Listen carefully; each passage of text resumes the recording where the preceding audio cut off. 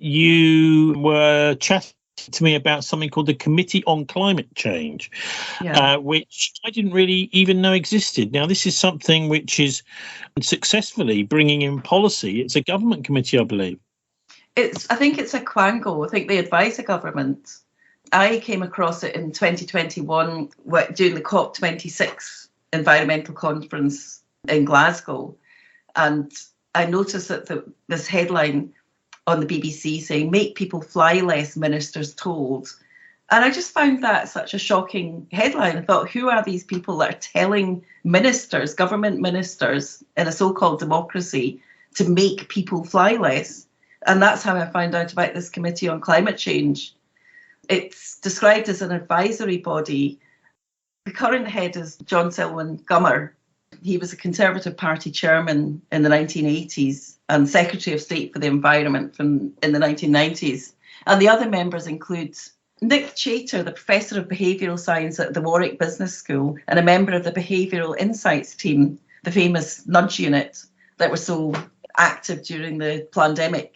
Oh, God, we had one of these Warwick Business School people at Bilderberg back in May over in Lisbon too. They seem to be a sort of nest of vipers in there. Yes.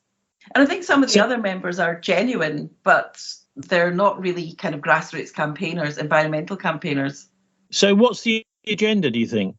I get the impression that it's quite a corporate type of agenda. It seems that because there's also Dr. Rebecca Heaton, who had stepped down following questions over her position as senior executive with Drax, which is a large biomass power station. Oh, God. Yeah, so she stepped down from the committee due to a conflict of interest and was appointed as the new Director of Sustainability for OVO Energy. Piers Forster, who's a Professor of Physical Climate Change and Director of the Priestley International Centre for Climate at the University of Leeds, and he was Principal Investigator of the Integrated Assessment of Geoengineering Proposals and a trustee of the UK Rainforest Protection Charity, the United Bank of Carbon. And I think people like that are probably think they're doing a lot of good, but it does have a very sort of corporate financial side to it. You can also guarantee that many of these bodies are funded by these tax-free foundations, such as Carnegie, Rockefeller. Yes. I mean, I'm not saying it's those specific ones, but there is a network of tax-free foundations, many of them American, some of them British too, that are effectively running a kind of parallel government.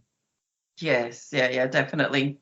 There's another member of this Committee on Climate Change is James Ferguson Skea, CBE-FRSA, Professor of Sustainable Energy at Imperial College London Centre for Environmental Policy, and a member of the Intergovernmental Panel on Climate Change, the IPCC. And he's also served as a non-executive director of Blackrock New Energy Investment Trust plc since 2009. And he is Vice President of the Energy Institute and sits on the advisory board of the Scott Institute for Energy Innovation at Carnegie Mellon University. Ah. I wonder whether many green activists, your XR types, that have any idea that so many policymakers who are connected with these massive, like private equity firms like BlackRock, for example. Yes, it just seems like a sort of cosy little club, really, who probably all really think they're doing great things for the earth. But it's really about feathering each other's nests, I think. It's keeping that sort of corporate agenda going. Yeah, it seems quite cliquey, and it seems to have very little to do with, this sort of genuine ideas of having a egalitarian solution. So in other words, there always seems to be, as part of all these policies, Natalie, one of the things I've noticed is if you're rich, you get a free pass. So in other words, if you buy yourself a £50,000-60,000 brand new Range Rover, then whatever the zone is, you go through free.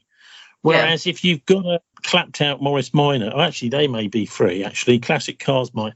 But if you've got an old 1999 Nissan or something, then you're going to be paying. There is a kind of reverse taxation side to all this, which is extremely un-Labour. And it's bizarre. It seems bizarre to me. mostly these things are being opposed by the Conservatives, even though they're regressive taxes. Yeah. I think it's because a lot of people on the left have just somehow bought that agenda. And I don't really understand how it's happened, because I used to be very into the sort of woke sort of side of the environmental issue.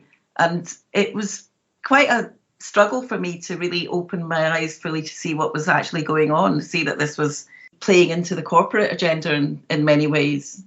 So I think the fact that we're being constantly pushed to use our phones to buy more and more expensive computer equipment that uses rare earth materials rather than to recycle that equipment, rather than to use old computers, for example. We're always being advised to upgrade our digital equipment.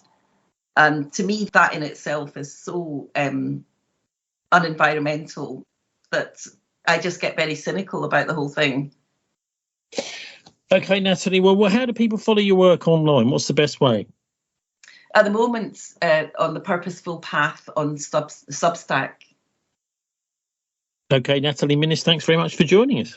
Thank you.